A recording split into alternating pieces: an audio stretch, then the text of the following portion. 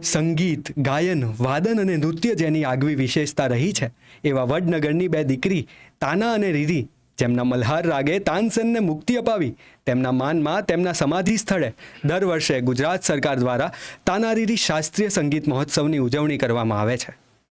વડનગરના ઐતિહાસિક વારસાને જીવંત બનાવતું ભારતનું સૌથી મોટું અને પ્રથમ આર્કિયોલોજીકલ એક્સપિરિયન્સ મ્યુઝિયમ વડનગરના 2500 વર્ષના અલગ અલગ સાંસ્કૃતિક તબક્કાઓ રજૂ કરે છે.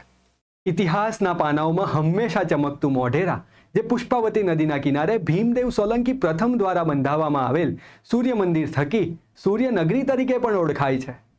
સોનેરી કથ્થાઈ રેતીના પથ્થરોથી કર્કવૃત્ત રેખા પર બંધાયેલું આ સૂર્ય મંદિર પૂર્વાભિમુખ છે, જેનું બાંધકામ મારુ ગુર્જર શૈલીમાં થયેલું છે. આ સાથે અહીંનું નકશીકામ ઈરાની શૈલીમાં થયેલું તમને જોવા મળશે.